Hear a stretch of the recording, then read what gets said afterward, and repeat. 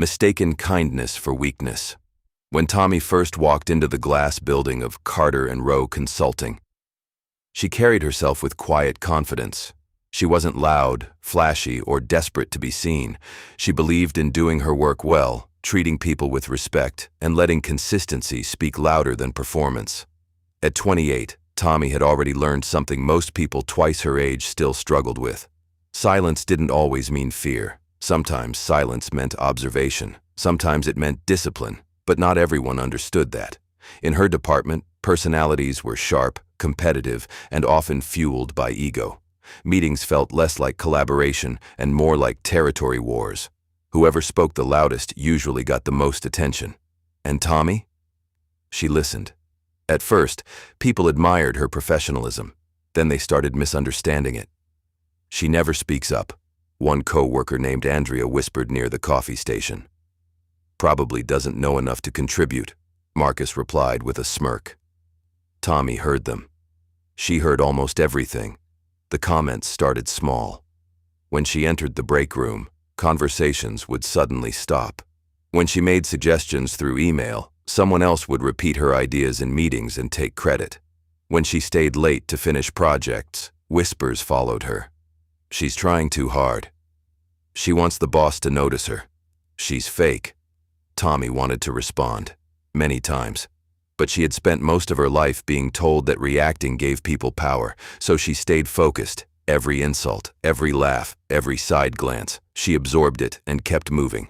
Her boss, Mr. Harrison, was a respected leader, fair, intelligent, and known for rewarding hard work. Tommy genuinely liked him because, unlike many leaders, he actually cared about results, not office politics. The problem was, he didn't see everything. He saw Tommy's performance. He saw her reliability. He saw her projects coming in early, polished, and often saving the team from disaster. But he didn't see what happened when he left the room. He didn't hear the jokes about Tommy being the office ghost. He didn't hear the rumors that she was emotionally unstable or too weak for leadership. And Tommy never told him, not because she was afraid, but because she believed eventually truth reveals itself. Weeks turned into months, and while others spent their energy gossiping, Tommy spent hers learning. She studied reports, learned systems no one else cared to master, helped clients solve problems behind the scenes. Quietly, she became the backbone of the department. Still, the bullying got worse. One Monday morning, Tommy walked into the office and immediately felt the tension. People were staring, some pretending not to. Her stomach tightened. She sat at her desk and opened her laptop when an anonymous email appeared on her screen. Maybe if you talked more, people would actually respect you. No name, no signature. But she knew, and for the first time in years, her silence felt heavy. That afternoon, the team gathered in the conference room for a major client presentation. This client represented a 7-figure contract. Everyone was there. Mr. Harrison stood at the front. Andrea, Marcus, the entire department. Halfway through the presentation, Marcus began presenting slides Tommy had built over the weekend. Her strategy, her research, her solutions, and then he said it. "I stayed up all weekend pulling this together." Something inside Tommy snapped. Not with anger, not with rage, with clarity. She stood up. The room went silent. Marcus paused mid-sentence. Tommy's voice was calm, steady, but impossible to ignore. "Actually," she said, looking directly at him, "those are my reports." The room froze. Marcus laughed nervously.